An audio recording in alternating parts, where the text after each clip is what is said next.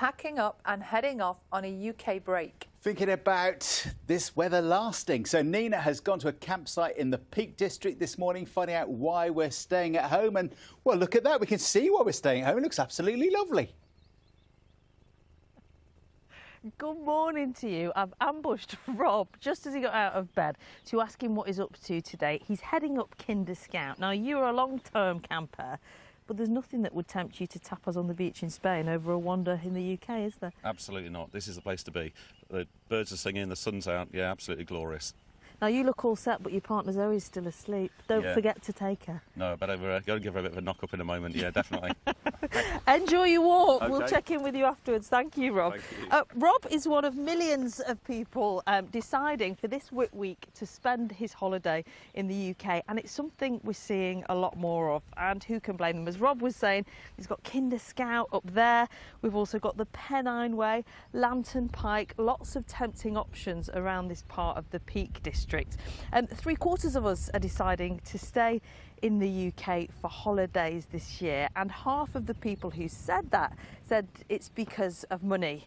Now, some popular tourist spots abroad, you will have noticed if you've been going through those search engines for a summer break, prices are up 20% in some popular foreign holiday spots, 30% actually in parts of Greece.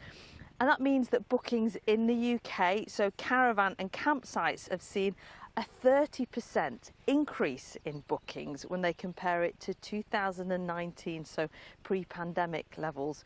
And one cottage holiday site says bookings are up even more than that, and they look towards Yorkshire, Cornwall and the Scottish Highlands, where places are most popular, where they've been booked for this year. So there's two things going on. Holidays abroad are more expensive, and lockdown taught us some lessons about the wonderful environments all around us. We will be talking about how well they're doing at this campsite, but first, Jake Zuckerman has been to the seaside in Skegness. He says, yes, bookings are up, but his spending coming down. The sun's out, and in Skegness, the season is well underway. At the fully booked Rufford Hotel, owners Jackie and Alan are rushed off their feet. Because we've got an extra bank holiday, we've definitely improved our guest quantity compared to last year. We haven't increased our prices from last year because we feel that people are generally too scared to pay extra. We've just kept the price same. I think that's made a difference.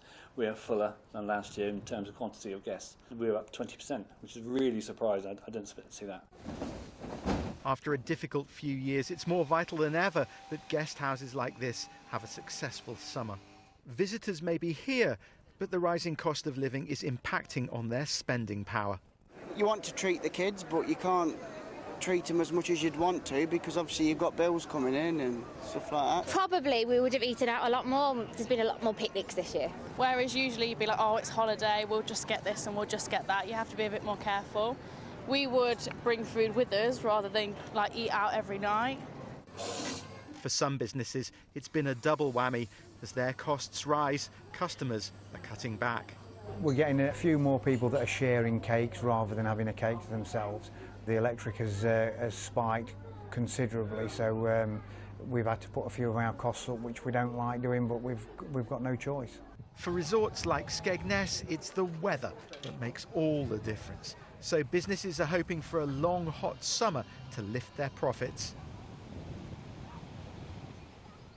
And that will be echoed on coastlines across the UK. I want you to come and meet Simon, who's from the Camping and Caravanning Club, because I was just saying to him, it's hard for them to know what the new norm is, isn't it? Because you had that spike in bookings when foreign travel was restricted in lockdown. Now inflation means more people deciding to holiday at home. How do you plan around that? Well, it's very hard to, but what we're trying to do is trying to redefine what the domestic holiday market looks like and seeing what new trends are all about. And we certainly know that campers are booking much more in advance now. In fact, they're booking even further in advance than they were in 2019. So you think people are committed earlier to doing this? Do you think that is a legacy of lockdown? I, for example, holidayed in Fife for the first time, in Cardigan Bay for the first time, places I'd never really considered, and those lessons have stuck. Is that what you're seeing? Yes, I think, you know, people may well have invested during that period in maybe a new camping equipment, perhaps even a motorhome or a caravan, and so they've invested in their pastime too. So we really hope that people are keen to stick with it and to keep enjoying seeing what's on their own, you know, in the countryside here. Once you've bought that gear, you do want to get your money's worth, don't you? Speaking of money, if I was to bring the family here for a week, over Whit Week, how much would it cost me to pitch up with the tent? Well, camping is a very affordable holiday. So here at Hayfield Club site, you could get a pitch this summer for a family of 4, just grass only, for about £170 using one of our promotional codes. So it is an affordable way to get a break. Blimey, that is good value, isn't it, compared to... And also for me, it's the waiting around in an airport, it's the stress of the airport as well. We heard in the VT there, in the video from Alan and Jackie, who run a B&B, what they said is they've had to keep their margins really fine because they've faced increased costs too. Is that what you've had to do, or have you had to put prices up slightly? Well, we've obviously had to adjust to the market like anyone, but we're a membership organisation, so we work really hard to absorb those costs as much as we can so that people can still get out and enjoy the great outdoors. We are close to the great outdoors. I'm going to have a little bit of a wander around. But before that, Simon, you've already given us pastry.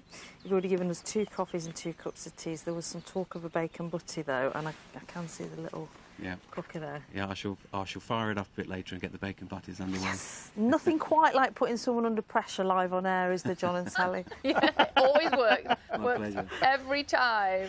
She's going to go van to van all morning having free breakfast. Brilliant. She's had